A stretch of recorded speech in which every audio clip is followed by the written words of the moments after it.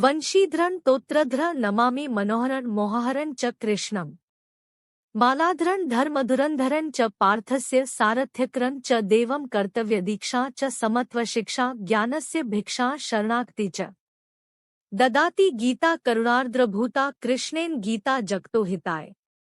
संजीवनी साधक जीवनीयं प्राप्ति हरेर्वै सरलम ब्रवीति। करोति दूरं पथिविघ्नबाधा ददाति शीघ्रं परमात्म सिद्धिम। श्रीमद् भगवद गीता की महिमा अगाध और असीम है। यह भगवद गीता ग्रंथ प्रस्थान त्रय में माना जाता है।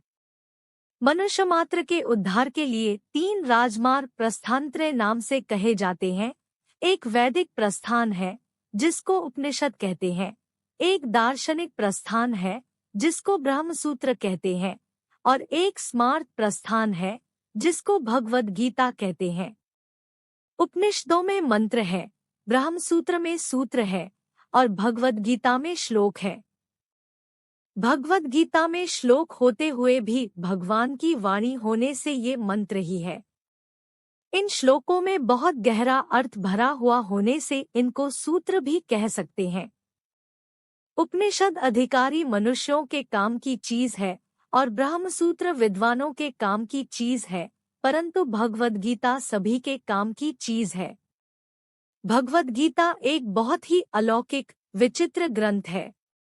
इसमें साधक के लिए उपयोगी पूरी सामग्री मिलती है, चाहे वह किसी भी देश का, किसी भी वेश का, किसी भी समुदाय का, किसी भी संप्रदाय का, किसी भी वर्ण का, किसी भी आश्रम का कोई व्यक्ति क्यों न हो।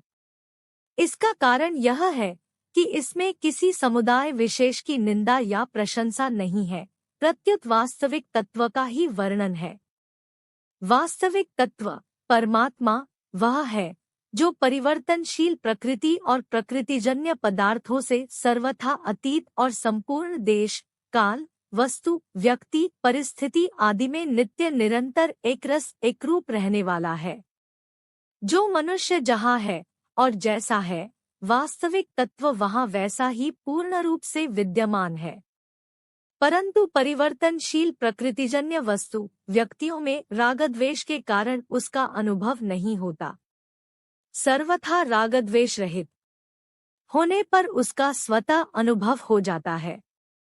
भगवद गीता का उपदेश महान अलौकिक है। इस पर कई टीकाएं हो गई और कई टीकाएं होती ही चली जा रही हैं।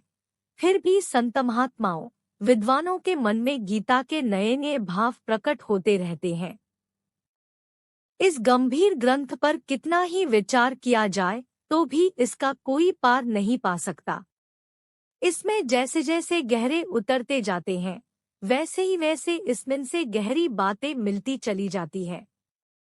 जब एक अच्छे विद्वान पुरुष के भावों का भी जल्दी अंत नहीं आता, फिर जिनका नाम, रूप आदि यावन मात्र अनंत है, ऐसे भगवान के द्वारा कहे हुए वचनों में भरे हुए भावों का अंत आ ही कैसे सकता है।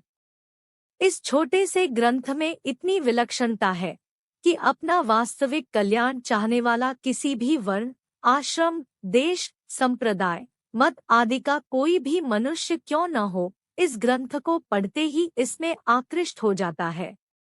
अगर मनुष्य इस ग्रंथ का थोड़ा सा भी पठन पाठन करे तो उसको अपने उद्धार के लिए बहुत ही संतोषजनक उपाय मिलते हैं।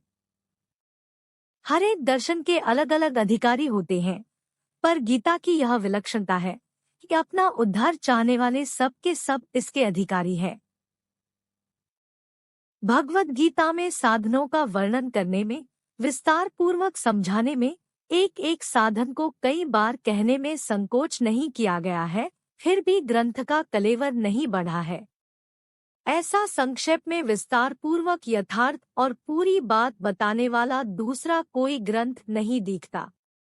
अपने कल्याण की उत्कट अभिलाषा वाला मनुष्य हरेक परिस्थिति में परमात्म तत्व को, जो अपने हाथों में वंशी तथा चाबुक और गले में दिव्य माला धारण किए हुए हैं, एवं जो प्राणियों के मन का तथा मोह का हरण करने वाले हैं, उन पार्थसारथी धर्मधुरंधर दिव्य स्वरूप भगवान श्री कृष्ण को मैं प्रणाम करता हूँ। भगवान श्री कृष्ण के द्वारा गाई हुई करुणार्द्र भूता गीता जगत के हित के लिए कर्तव्य की दीक्षा, समता की शिक्षा, ज्ञान की भिक्षा और शरणागति का तत्व प्रदान करने वाली है। परमात्म प्राप्ति को सरल बनाने वाली और साधकों का जीवन यह साधक संजीवनी साधन पथ की विघ्न बाधाओं को दूर करके शीघ्र ही परमात्म प्राप्ति रूप परम सिद्धि को प्रदान करने वाली है।